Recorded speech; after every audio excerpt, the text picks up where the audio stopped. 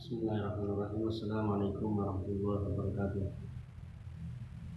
Alhamdulillahirabbil alamin ala kulli halin wa nikmatin.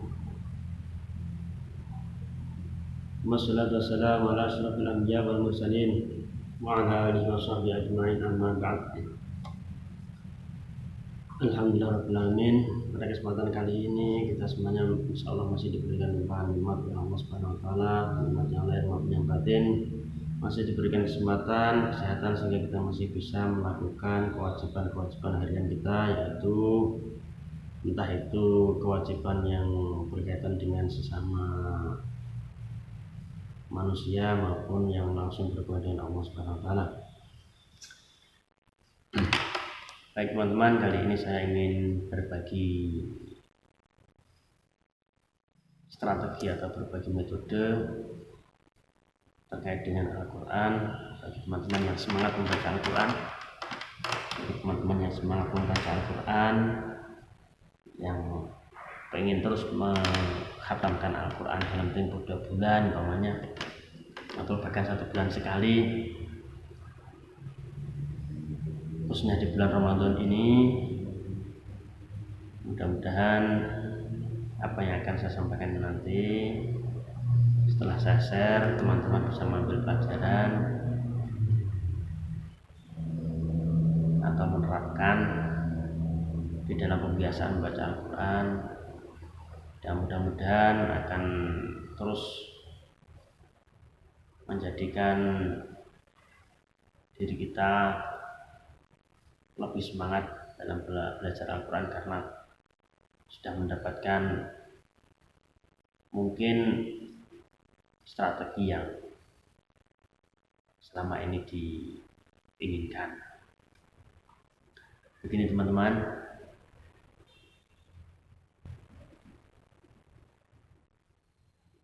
di dalam belajar Al-Quran itu ada 3 bentuk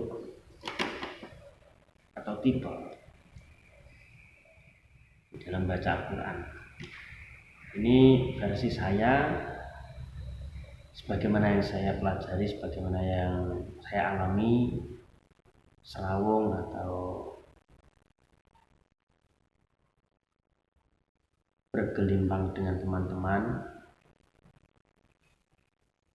yang suka belajar Al-Quran, juga termasuk pengalaman saya ketika saya mendidik adik-adik. Itu menurut saya itu ada 3 tipe membaca Al-Quran. Membaca, bukan menghafal, membaca. Yang pertama membaca cepat, yang kedua membaca sedang, dan yang ketiga adalah membaca cepat. Menurut saya, dari apa yang saya amati, pengalaman dari saya, dari teman-teman saya, adik-adik, membaca cepat dalam ukuran 1 juznya itu ada kurang lebih durasinya, waktunya itu antara 15 sampai 20 menit. Yang cepat. Tapi seandainya ada yang bisa membaca kurang dari waktu itu, kalau sudah selesai 1 juz, katakan 10 menit, 1 juz itu menurut saya itu terlalu cepat ya, terlalu cepat.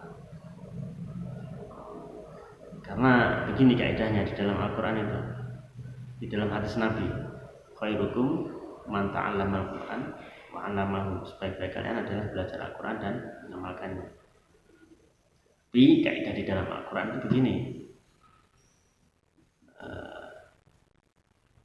wala la tuharrik lisanaka lita'jala, jangan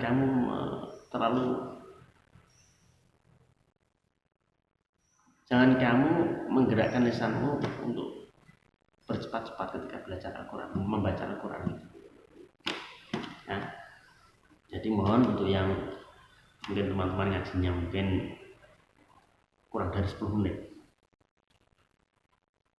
atau kurang dari 15 menit, itu saya harapkan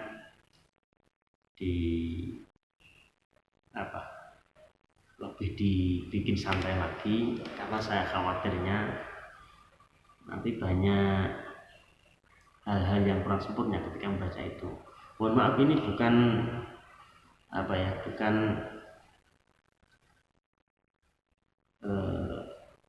menyalahkan, bukan ya, ini karena ini menurut saya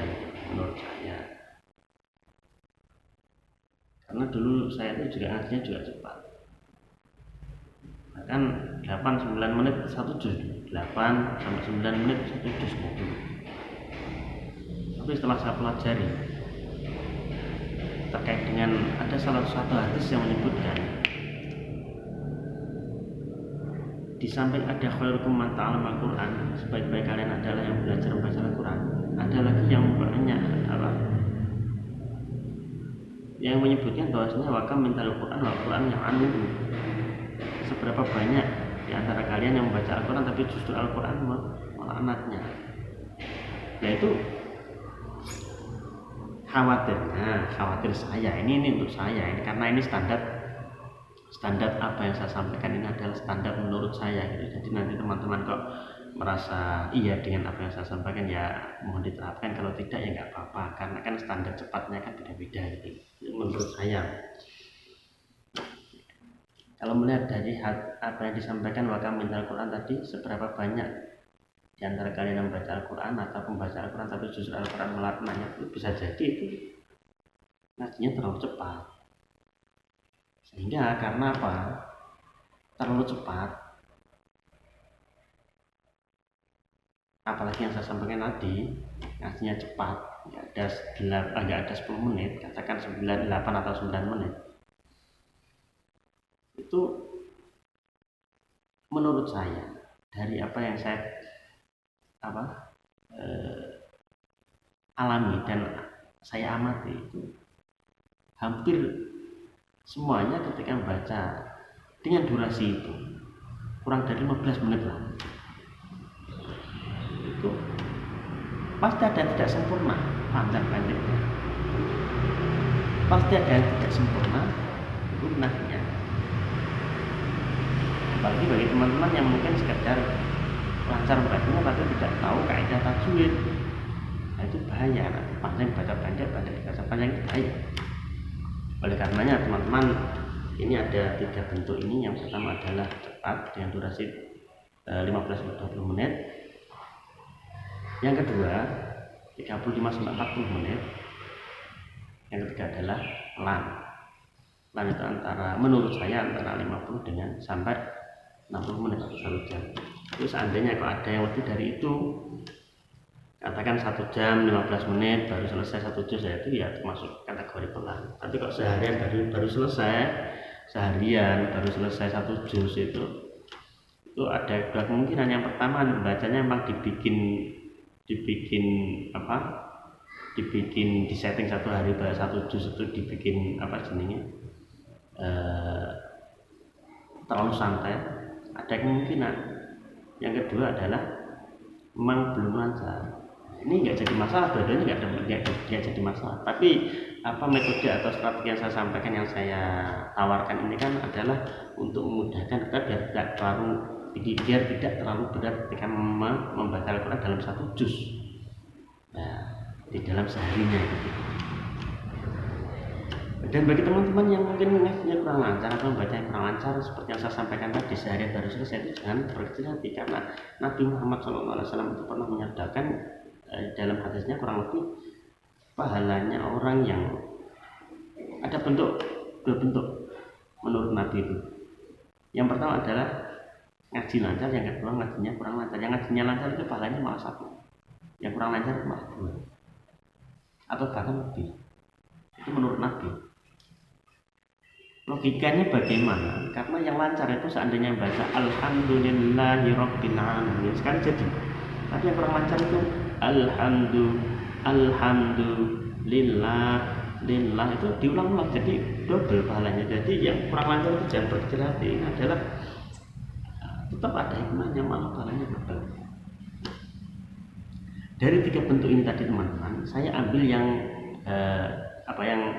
ketiga, yang ini.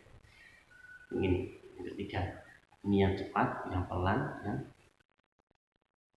yang cepat, yang sedang, yang pelan. Kita ambil yang ini saja, yang standar, yang pelan kita.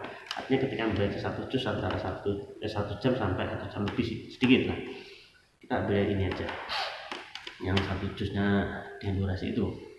Di dalam Al-Quran ini teman-teman, ini kan ada, ini yang saya pandang Quran standar Utsmani Indonesia, Quran pojok. pojok. Kudus juga termasuk Quran pojok, tapi kalau ini standar Utsmani. Setiap kali Quran Utsmani itu standar pojok itu pasti di bagian pojoknya sini itu pasti akhir ayat, pasti akhir ayat. Itu ciri-cirinya. Salah satunya itu. Terus yang kedua, setiap Quran standar Utsmani atau Quran pojok, entah itu Kudus atau Utsmani, itu pasti satu juznya itu ada 10 lembar, teman-teman. Katakan juz satu aja, juz satu kita hitung satu. Ini tinggal surat Al-Fatihah. 1, 2, 3, 4, 5, 6, 7, 8, 9, 10 lembar, atau kalau bolak-balik berarti 20 halaman. Ini sampai juz 29 bahkan sampai juz 29 ini semuanya sama, yaitu 10 lembar atau 20 halaman. Kita hitung lagi, juz 29. 1, 2, 3, 4, 5, 6, 7, 8, 9, 10. Nah, ini 1 sampai 29 insya Allah semuanya sama. Satu juznya itu 10 lembar. Cuma tinggal juz 1 tadi Al-Fatihahnya ditinggal 10 lembar atau 20 halaman. Kecuali juz 30-nya itu ada 11 lembar setengah. 1 juz 30, 2, 3, 4,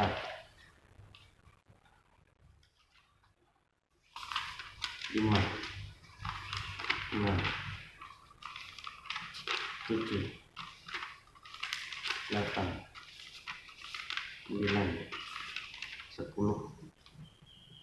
11 setengah, berarti sekitar 23 halaman. Ini dari ini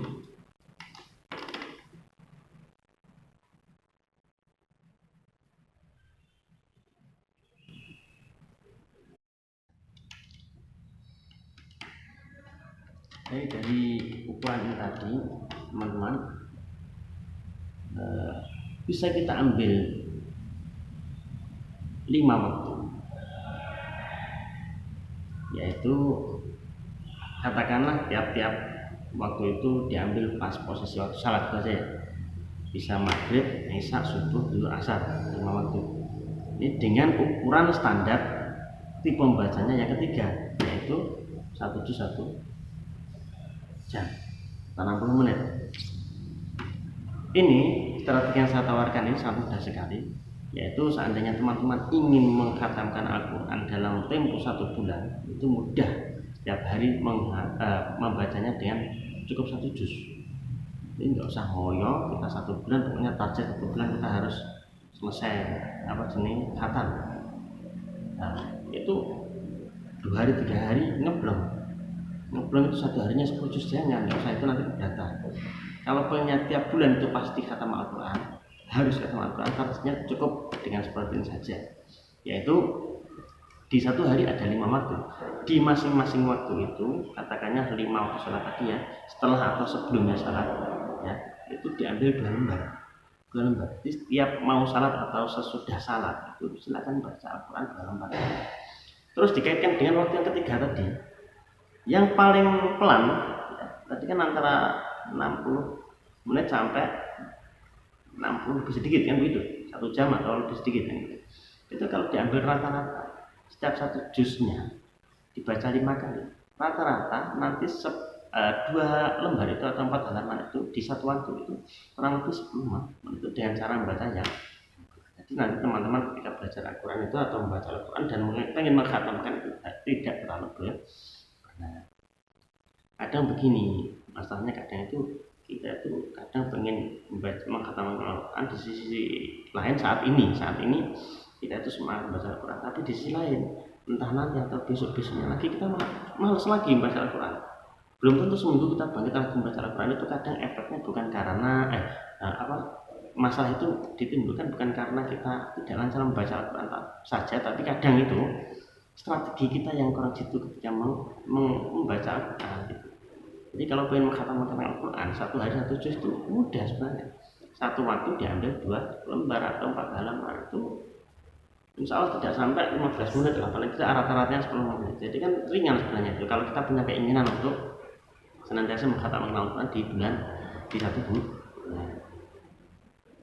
Jadi begini teman-teman, apa yang saya sampaikan tadi mudah-mudahan bermanfaat dan bisa diterapkan. Tapi seandainya kok ada yang kurang sesuai dari apa yang teman-teman harapkan, bisa cari referensi lain, bisa dilihat di YouTube dengan versinya Ustadz Adi Hidayat atau yang lainnya. Itu semuanya sama saja, yang penting untuk masalah apa namanya porsi itu kan kita sendiri yang bisa menentukan atau bisa memilah atau bisa menerapkan dari orang lain ke diri kita, itu kan kita sendiri. Tidak harus mengikuti saya, tapi paling tidak saya menyimbangkan strategi karena saya tahu kadang membaca Al-Quran itu daknyang, jenenge daknyang itu kadang mau kadang enggak, kadang semangat kadang tidak. Nah kadang semangat kadang tidak itu kadang pengaruhnya bukan masalah tidak lancar tadi, tapi kadang memang nggak punya strategi atau kurang tepat strateginya. Cukup sekian teman-teman, apabila kurang lebihnya nanti saya mohon maaf. Dan mudah-mudahan ini semua sharing kita ini bersama ini bisa memberikan manfaat, masalah dan barokah. Terima kasih. Assalamualaikum warahmatullahi wabarakatuh.